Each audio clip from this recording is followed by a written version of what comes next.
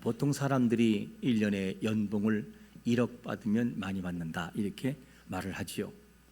여러분들은 연봉을 얼마나 받으십니까? 1억이면 참 많이 받는다 이렇게 표현됩니다. 그런데 10년 연봉이 9천억 원, 연봉이 9천억이에요. 9천억, 9천원이 아니고 9천억, 900억이 아니고 1000억을 9번 9천억이라고요. 대단한 거, 보통의 돈이 아닙니다 이게. 근데 이 사람이 누구냐? 메이저리그 최고의 슈퍼스타 오타니 쇼헤이라는 사람인데, 저 사람이 봐라. 저 사람이 그렇게 돈을 많이 받아요. 이 사람은 특별히 인기가 있는 게 뭐냐? 투수와 타자 두 가지를 합쳐놓은 것을 뭐냐? 한다라고 해서 이도류 이렇게 말해요. 이도류라는 단어가 어디서 나오느냐? 검술에 나온다. 검술에서 왼쪽과 오른쪽의 칼을 다 쓴다 해서 이도류라고 그랬죠. 이 일을 하는 사람이었다. 그는 타고난 실력과 능력이 있었는데 노력도 굉장한 사람입니다. 그런데 그 뒤에 한 사람의 조용한 스승이 있어요. 그 스승이 누구냐? 하나마키 가시 고등학교에 누구냐? 사사키 히로시라는 사람이에요. 일본 사람이에요. 우리가 일본 사람 별로 안 좋아하더라도 일본이 잘하는 건 또 칭찬할 수 있어야 돼요. 이 오타니는 그를 뭐라냐? 은사님 이렇게 부르요. 은사. 하지만 이 사사키 감독은 뭐라고 하냐면, 아니라고, 난 자격이 없다고. 왜 자격이 없느냐? 나는 시속 160km를 던져본 적이 없다. 시속 160km예요. 박찬호가 156 정도. 160km는 보통 속도가 아닙니다. 자기는 한 번도 이 160km를 던져본 적이 없기 때문에 실력으로는 더 이상 가르칠 것이 없다. 그 얘기를 하는 거지요. 그러면서 내가 오타니에게 가르친 것은 공을 던지는 기술이 아니라 생각하는 방법이었다. 이런 말, 생각하는 방법. 그래서 오타니 감독은, 이 사사키 감독은 뭐냐면 오타니에게 정답을 주는 사람이 아니라 올바른 질문을 하도록 하는 사람이었다. 올바른 질문. 그래서 뭐라고 하냐면, 어떻게 던질 것이냐, 이것보다는 네가 왜 던지냐는, 왜, 무엇 때문에 던지느냐, 이런 바른 질문. 연습의 모든 방법이라든가 이것보다는 목표 설정에 관심을 둬요. 어떤 목표를 설정할 것이냐. 그리고 자기 스스로가 구상해서 어떤 일을 할 것인가를 다 가르쳤어요. 다시 말해서 야구를 가르친 것이 아니라 자기 주도적인 삶의 기초를 가르쳤다. 이게 누구냐? 사사키 감독이었어요. 자, 그래서 그 감독이 그에게 가르친 것이 뭐냐면, 독서를 많이 하게. 독서. 많은 책을 읽어보고 좋은 것을 읽어봐서 너의 주체를 만들어봐라. 나는 오타니에게 책을 읽게 했을 뿐이다. 스스로 사고하게 하고 자기 삶의 방향과 방법의 주체를 결정하겠다. 이것이 자기가 한 것뿐이라는 거죠. 인생의 본질을 결정짓는 것은 기술이라고 하는 것보다는 사고방식이에요. 아무리 많은 돈을 줘도 사고방식이 비틀어진 사람은 줘도 쓸모가 없어요. 다 허비해버려요. 그러나 10원을 줘도 사고방식이 바른 사람은 10원을 가지고 유익한 일을 감당합니다. 이게 사고방식이라는 것이죠. 그래서 스스로 목표를 설정하고 경로를 고민하게 하고 실패를 반성하게 하고 다시 계획을 세우기를 하는 사고력, 묻고 읽고 돌아보고 실천해보는 많은 경험을 통해서 조금씩 이런 것들이 길러지게 됩니다. 사사키 감독이 깨우친 참된 스승의 모습은 가르치는 것보다 중요한 것은 뭐냐? 스스로 배우고 돕는 일이었다. 이렇게 결론 내립니다. 우리 자녀들을 가르칠 때에 생각하는 법을 가르치시기를 축원합니다. 생각하도록 해야 돼요. 네가 이 일을 왜 해야 되는데? 라는 질문. 무엇을 위해 일을 하느냐? 그런 질문 많이 해야 돼요. 방향을 분별하는 힘을 길러줘야 되고 하나님의 뜻을 깨닫는 분별력을 가르칠 수 있어야 돼요. 이것이 아니면 아무리 높은 자리에 올려놓아도 내려온다는 거예요. 하나님 오늘 우리에게 질문하기를 내가 무엇을 하기를 원하느냐가 아니라 너는 왜 그것을 하려고 하는데? 라는 질문이에요. 너는 왜 그걸 하려고 하는데? 네가 돈을 벌래? 뭐 하려고 돈 버는데? 네가 명예를 얻기 원해? 그러면 명예를 얻어서 뭐 할 건데? 이 질문이에요. 이 명확한 답을 갖지 못하면 우리는 인생을 갉아먹는 모습으로 살아갈 수밖에 없다는 것이죠. 그러면 이런 힘이 어디서 나오는 것일까 대체? 이런 능력이 어디 나오는 걸까? 이 답을 오늘 본문에서 시인의 고백과 그가 살아간 삶의 모습에서 답을 찾을 수 있어요. 자, 그러면 세상 지식은 아무리 많다 할지라도 한순간에 사라지는데 변하지 않는 한 가지가 있어요. 변하지 않는 게. 그게 뭐냐? 시인이 고백하고 있는 내용이 뭐냐면 첫 번째로 뭐냐? 주의 뭐라고요? 말씀이라는 거예요. 105절 말씀 같이 한번 읽어볼까요? 시작. 주의 말씀은 내 발의 등이요 내 길의 빛이니이다. 우리가 저 말씀 많이 읽었지만 시인에게 있어서 저 고백은 보통 고백이 아닌 거예요. 그냥 보통 고백이 아니에요. 시인은 하나님 말씀을 인생의 등과 빛으로 묘사합니다. 내 인생의 등과 빛이다. 인생의 빛과 등이기 때문에 자신이 처한 극한 상황의 삶에 있어서 항상 등이 되는 말씀을 적용한 거였어요. 그러면서 모든 삶을 살아갔습니다. 시인은 하나님의 말씀이 얼마나 중요한지를 깨달은 사람이었어요. 깨달은 사람. 그 말씀이 없이는 살아갈 수 없는 사람이었다.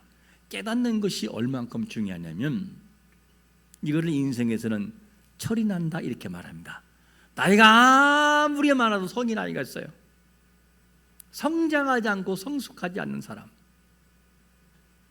저는 늘 느끼는 것이 뭐냐면 새벽의 말씀에 제가 시작할 때 빼놓지 않고 하는 기도가 있어요. 하나님 깨닫게 하옵소서. 아무리 설교를 많이 들어도 깨닫지를 못하면 그 시간은 허비하고 가는 거예요. 그러나 단 10분을 들어도 깨닫고 돌아가면 인생의 변화를 가져와요. 이 깨달음이죠. 시인은 말씀의 능력을 깨닫고 이 고백을 하는 거예요. 주의 말씀이 내 발의 등이라고 내 길의 빛이라고. 이것을 고백하며 살아가는 것이 누구냐? 시인의 고백이었다. 자, 우리는 어떤 고백을 하며 살아가는가를 질문해 볼 수 있어야 돼요.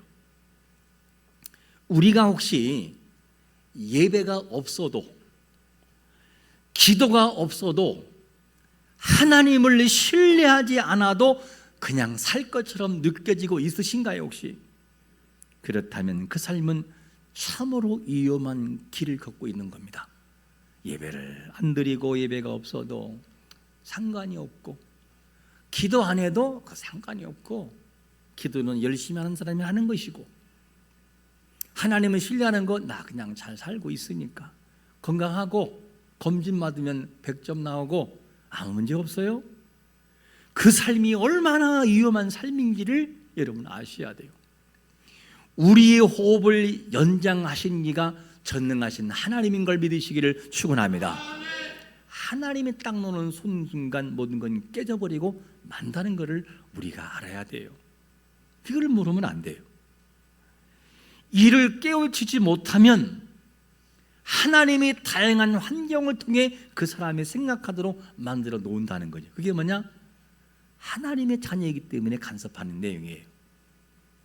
그렇게 깨닫는 것은 참 어리석은 일이죠. 그러지 말고 하나님 앞에 예배를 드리지 않을 때 마음이 공허해지고 내가 기도가 나태해진 마음에 공허한 마음이 들고 이러면 안 되지. 하나님을 신뢰하지 않고 내 지식으로 했을 때 하나님 죄송합니다 하고 그분 앞에 진심으로 통회하는 영성이 우리 앞에 있으시기를 축원합니다. 이것이 아니면 우리가 하나님 앞에 바로 설 수 없다는 것이죠. 이를 알았던 시인이 말씀에 집중하면서 살아가면서 그분을 의지합니다. 시인은 하나님의 말씀을 내 발의 등이라고 표현돼요. 내 길의 빛이라고 묘사하는 내 길의 빛이다. 내 발에라는 이 단어가 무슨 단어냐면 내 발에 이 단어가 히브리 원문을 네겔이란 네겔 무슨 말이냐? 이 뜻은 인간의 선악간의 행위 그리고 인생의 여정을 표현한 단어예요. 그러면 인간의 선악간의 행위라는 것은 어떤 것을 말하냐? 구체적으로 이런 거죠. 105절과 102절에 보니까 이런 말씀을 해요. 내가 주의 말씀을 지키려고 뭐를 금해요? 발을 금하여 모든 악한 길로 갔다 안 갔다 가지 아니하였사오며 주께서 나를 가르치셨으므로 내가 주의 규례들에서 떠나지 아니하였나이다. 이게 뭐냐? 레겔. 내 선악간의 모든 행위에 있어서 늘 말씀을 중심으로 나를 점검하고 분석해서 하나님이 원하시는 삶으로 나아갔다. 얘기가 레겔이라는 단어예요. 그런 삶을 시인은 살았다는 거예요. 그리고 이 사람이 보통 말씀의 기준이 아닌 사람이라는 것을 알 수 있어요. 또한 이런 삶을 또 포함되겠죠. 잠언서 4장 24절과 25절 보면 구부러진 말을 내 입에서 버리며 비뚤어진 말을 내 입술에서 멀리하라. 내 눈은 바라보며 내 눈꺼풀은 내 앞을 곧게 살펴라. 이런 과정에서도 구부러진 말, 다른 말로 한다면 사악한 말들과 완악한 말들을 멀리하고 사람을 속이는 이 속이고 마음을 상하게 하고 거짓되게 하는 이 악한 말들을 멀리한다. 그것도 뭐냐? 내 삶에 있어서 선악간의 행위를 판단하게 되고 바른 길로 가는 길이라고 하는 걸 알 수 있습니다. 시인은 말씀의 능력을 경험했기 때문에 자기 발걸음을 뭐냐? 비추어서 살아간다는 거예요. 이 삶이 시인의 모습이었다. 우리 자녀들이 이런 분별력과 판단력을 갖도록 기도하시기를 축원합니다. 그렇다면 이런 말씀을 이런 일을 하려면 말씀을 많이 읽고 듣고 연구하는 삶이 되면 일반 학습은 그냥 따라가 버려요. 성경이라고 하는 것을 읽을 때 쉬운 부분이 아니에요. 많은 생각을 하면서 읽어야 됩니다. 긴 문장에 구약부터 신약까지. 중학생 10명 중에 9명은 심심한 사과를 한다 할 때 심심한 사과라는 것을 이해를 못한다 그래요. 10명 중에 9명. 물론 다 그런 건 아니지만 일반 분석에 그래요. 심심한 사과를 한다 그러면 뭐라고 이해를 하느냐? 아, 왜 사과를 심심풀이로 하지요? 왜 심심하게 사과를 해요? 진심으로 해야지. 이게 뭐냐? 심심한 사과를 그렇게 이해한다는 거예요. 심심한 사과는 심심한 심자에 기쁠 심자, 그리고 사야할 사자에 진할과 이렇게 표현해서 이 심심한 사과라는 말은 진심으로 간절한 마음으로 사과한다. 이 의미가 심심한 사과죠. 근데 이 단어들이 누가 많이 쓰느냐? 정치인들이 나와서 대표로 사과할 때 심심한 사과를 합니다. 아무런 감동도 없어요. 그러니까 그런 말 하기도 하지만 그런가 하면 아이들의 마음속에 이런 것들 사흘을 3일인지 4일인지를 잘 모른다는 거예요. 사흘 그러면 이게 3일이야 4일이야. 반에서 아이들이 때로는 교과를 읽지 못하는 아이들도 종종 있고 역사, 과학, 교과 이런 지문을 읽고 이해를 못한다는 거예요. 지문을 읽고 이해를 못하기 때문에 답을 못 푸는 거예요. 문해력이 약한 거죠. 그럼 모르는 질문이 나오면 질문하면 될 거 아니냐 그러면 모르는 단어가 너무 많은데 어떻게 질문할지 모르겠다는 거. 중학교 3학년 대답이라는 거죠. 짧은 글이나 이런 내용, 릴스, 유튜브, 쇼츠 이런 같은 것들이 휙휙 지나가잖아요. 그냥 그러다 보니까 생각을 안 하는 거예요. 그냥 그 요즘 아이들이 뭐냐 그림이 아니면은 안 읽어야. 왜? 지금은 그림이 있어야 그걸 바라본다는 거죠. 그러다 보니까 뭐가 되느냐? 길거나 깊은 문자력 있는 것들은 문해력에 떨어질 수밖에 없다는 거죠. 이해를 못하는 거예요. 이는 도파민을 집중적으로 분비하게 만들어서 문자 인지, 감수성 이런 것들을 떨어지게 만들어 놓은 거죠. 이런 것들 해결할 수 있는 답이 뭐냐면 성경이 있다는 거예요. 오늘 시인은 성경으로 돌아가 답을 찾는 걸 보게 됩니다. 성경 속에 삶의 지혜가 있고 옳고 그름의 판단력을 분별할 수 있는 기준이 들어있다는 거죠. 그래서 어릴 때부터 성경을 많이 읽게 하면요, 커서 일반 학습에 대한 부분은 그냥 따라가 버려요. 왜? 어려운 부분을 다뤘기 때문에. 그래서 성경을 많이 읽게 돼요. 본문에 나오는 시인은 어떤 과정을 통해 성경을 알았을까? 어떤 과정을 통해 주의 말씀에 대한 소중함을 알았을까? 시인은 주의 말씀이 내 발의 등이라고 묘사해요. 내 발의 등이다. 당시에 등이라고 하는 것은 어떻게 그들이 이해를 했냐? 히브리 문화에서 등불이 꺼지는 거 있는 것은 그 집안이 망한 것이었다. 가끔 뭐 이렇게 말하잖아요. 아유, 저 집 등 불 꺼졌어. 저 집안 불 꺼졌다네. 이렇게 말을 해요. 옛날 어른들이. 등불이 꺼졌다는 것은 망하는 걸 상징하는데, 근데 시인은 뭐라고 하느냐? 말씀에 대한 소중함을 알았기 때문에 자신에게 있어서 발의 등이란 존재로 묘사하는 걸 봅니다. 그래서 시인이 106절에서 어떤 맹세를 하느냐? 이런 맹세를 같이 시작. 주의 의로운 규례를 지키기로 맹세하고 굳게 정하였나이다. 주의 의로운 규례들을 지키기로 맹세하고 굳게 정했다는 거죠. 이거 시인의 고백입니다. 그러면 시인은 형통할 때만 이 말씀을 기억했는가 하는 질문이에요. 형통할 때만 그랬는가? 이를 우리에게 묻는다면 당신은 고난이 다가와도 주의 법을 잊지 않고 지킬 수 있습니까? 주의 법을 지킬 수 있는가? 고난이 다가와도. 이런 질문이겠죠. 본문에 나오는 시인은 어떤 가운데서도 주의 말씀을 잊지 않고 살아갔느냐? 두 번째는 이렇게 말씀합니다. 생명에 뭐 할 때?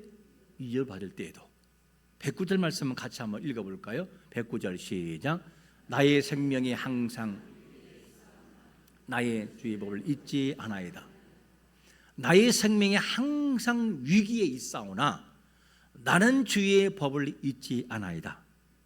자, 여기서 이거를 문자적으로 한번 번역하면 이런 말이죠.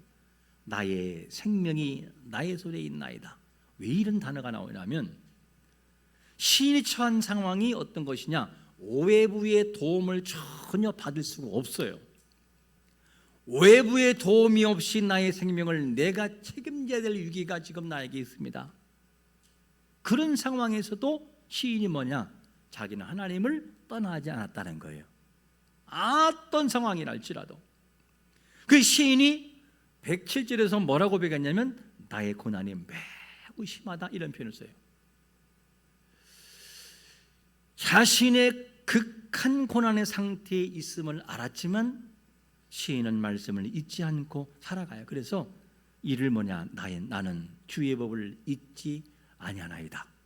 이런 고백을 합니다. 주의 법을 잊지 않는다고 하는 것은 어떤 걸 의미하느냐? 신명기 8장 11절에서 이런 말씀합니다. 내가 오늘 내게 명하는 여호와의 명령과 법도와 규례를 지키지 아니하고 내 하나님 여호와를 잊어버리지 않도록 삼갈지어다. 여호와를 잃어버리는 것은 불신앙이라고다. 불신앙이라는 표현을 쓰고 있어요. 시인은 자신의 생명의 위협을 받아도 여호와를 잊지 않고 살아갔어요. 어떤 순간에 다가와도 여호와의 말씀을 잊지 않는 자가 되시기를 축원합니다. 어떤 상황에서도 조금 힘들다고 그냥 교회 방학 이런 신앙으로 살아가지 말고 힘들고 어려울수록 하나님을 찾는 신앙으로 나가면 얼마나 좋을까? 여러분, 신앙의 맷집을 기르는 자가 되시기를 축원합니다. 그래 하나님 그 사람을 쓸 수가 있죠. 어떤 상황에서도 자신의 신앙이 흔들리면 자세를 지키겠다고 하는 것이 이 시인의 고백이었어요. 생명의 위협을 받는 순간에 자기를 지킨다고 하는 것은 쉬운 일이 아니에요. 앞에 사진 한 장을 보실까요? 저게 뭐 하는 사진이죠? 국기에 대한 경례가 아니고 신사참배. 일본의 전통 종교인 신토의 그 신사 앞에서 옛 신앙인들이 참배하겠는 거 왜? 생명의 이유를 받으니까. 생명의 이유. 초대교인들이 뜨거운 신앙을 가졌지만 일부 과거의 우리 선진들이 자기 생명의 이유를 받을 때에 저렇게 신사 앞에서 절을 했어요. 어떤 사람이 이렇게 말합니다. 내 마음은 아니에요. 나 저거 안 믿어요. 그냥 머리만 숙이는 거예요. 과연 그것이 옳은 신앙일까요? 마음과 함께 우리 행위가 같이 가는 것이 진정한 고백이라고요. 내가 이미 머리 앞에 숙였으면 내 마음도 같이 숙인 것이고 다 무너진 거예요. 철저한 회개가 우리 앞에 있어야 되는 것이죠. 생명의 위협 앞에 신앙을 내려놓은 거였어요. 얼마나 부끄러운 일입니까? 이것이 생명 앞에서의 모습이에요. 근데 시인은 뭐라고 합니까? 생명의 위협을 받아도 나는 주의 법을 잊지 않고 그 믿음의 길을 걸어가겠습니다. 이것이 시인의 고백이었어요. 보통 고백이 아니죠. 때로는 오직 하나님만 바라보고 왔는데 주위 사람들의 즐겁게 쾌락적으로 노는 거 바라보고 한순간에 마음이 무너질 때가 와요. 와, 저 사람들 이렇게 즐겁게 살아가고 걱정 없이 살아간 나는 뭐지? 나는 지금까지 뭐 하면서 살아왔는가? 나는 열심히 신앙생활한 나의 모습에서의 자기의 후회가 되고 뭔가 잃은 것 같은 느낌을 가지고 그 모습을 바라보고 나를 자학하고 지금까지 내가 속았다라고 생각하는 사람들이 종종 있을 때가 있어요. 여러분, 하나님의 영광과 이름을 위하여 한 모든 것들은 허비한 것이 아니고 하나님이 기억하고 있음을 믿으시기를 축원합니다. 하나님은 은밀히 보신다는 거예요. 은밀히 보고 있어요. 그런 마음을 가지고 내 마음을 흔들리고 있다면, 내가 살아간 모든 삶이 헛된 삶을 살았다고 흔들리고 있다면 사단의 전략 속에 말려든 것을 잊지 말아야 돼요. 하나님의 영광 위에 살아간 모든 삶은 허비한 삶이 아니라 하나님을 기쁘시게 하고 있는 삶이었고, 앞으로도 그렇게 삶을 살아가기 원하시는 것이 하나님의 영광인 것을 믿으시기를 축원합니다. 시인이 대단한 것은 악인들이 자신을 해치고 올무를 놓는 순간을 알았다 할지라도 주의 법을 놓지 않았어요. 그 내용이 어디 나오냐? 110절에 보니 이렇게 말씀해요. 악인들이 나를 해하려고 올무를 놓아 싸우나 나는 주의 법도들을 떠나지 아니했다. 이 내용을 보면 여러분들이 혹시 이런 거를 느낄 때가 있잖아요. 나는 하나님 앞에 열심히 기도하고 예배 생활하고 살아갔어요. 그런데 어떤 사람들은 잔꾀를 부려서, 악한 깨를 뿌려서 나보다 위에 올라가고 먼저 승진하거나 그 길을 걸어가요.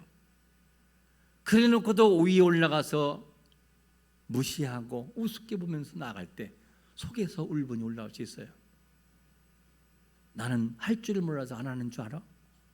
속에서 울분이 올라올 수 있어요. 그리고 그 여러 악한 자들이 무리를 지어서 한 사람을 공격하는 상태, 그게 딱 누구냐? 오늘 110절에서의 시인의 모습이에요. 악인들이 나를 해하려고 올무를 놓았어. 이걸 알았어요. 하지만 나는 주의 법도들에서 떠나지 아니했다. 알지만, 손해보는 거 알고 고통스럽지만 눈물 나오지만 하나님이 안 기뻐하시기 때문에 그 길을 걸어가지 않았다는 거예요. 그게 시인의 철저한 고백이었습니다. 여러분, 저런 사람은 어떻게 안 쓸 수 있겠냐고. 하나님이 저런 사람 안 쓸 수 있겠냐고요. 여러분 같으면 회사에서 저런 사람 안 쓰겠어요? 어떤 상황에 내가 사장님을 절대 배신할 수 없어요. 우리 사장님은 저런 분이 아니기 때문에 야, 뭐라고 하지 마, 사장님. 뭐라고 하지 마. 그런 사람 여러분 뭐 감동이 안 되겠어요? 하나님은 어떨까? 울분이 나오는 상황 속에서도 그거를 어떻게 하느냐? 주의 말씀 앞에 나를 비춰보고 옳은 길인지 아닌 길을 분별했다는 거예요. 그게 뭐냐? 시인의 고백이라는 거죠. 이런 결단이 그에게 있었어요. 시인은 왜 나에게 이런 일이 있었냐는 질문을 던지지 않아요. 왜냐하면 본문 111절에서 이렇기 때문에요. 같이 시작. 주의 증거들로 내가 영원히 나의 기업을 삼았사오니 이는 내 마음의 즐거움이 되매니이다. 저 말씀이 무슨 말씀이냐면 주의 증거들로 내가 영원히 기업을 삼았다는 이 말은 원문으로 직역하면 내가 당신의 말씀을 영원히 상속받았습니다. 상속. 이 시인의 고백은 부모로부터 물받은 재물과 모든 땅에 대한 상속을 기뻐하는 것이 아니라 저는요 주의 말씀을 내가 상속으로 받았기 때문에 나는 주의 말씀 그 말씀을 그대로 믿고 나갑니다. 그게 그래서 하나님 말씀 나에게 영원한 기업입니다. 그리고 기업으로 나아가 하나님 앞에 문제를 풀어간 것이 누구냐? 시인의 모습이었어요. 그러니까 흔들림이 없었다는 것이죠. 시인의 능력은 어디에 나왔습니까? 주의 말씀에서 나왔어요. 주의 말씀. 우리의 능력은 어디에서 나옵니까? 우리의 지식입니까? 아니면 내가 이뤄놓은 사회적 명성입니까? 아니면 다른 무엇입니까? 이런 것들은 한순간에 사라질 것들이에요. 진정한 힘과 능력은 어디서 나오느냐? 주의 말씀에서 나오는 걸 믿으시기를 축원합니다. 그 능력이 살아 움직일 때 내 인생을 인도하고 내 인생을 바른 길로 가도록 인도한다는 거예요. 그러므로 한 주 동안 살아갈 때에 다른 무엇보다도 진정한 힘의 능력의 주체가 되신 주의 말씀이 내 마음속에 심겨져 그것이 내 모든 기업이 되는 역사가 있으시기를 예수 그리스도의 이름으로 축원합니다. 아멘. 기도합니다.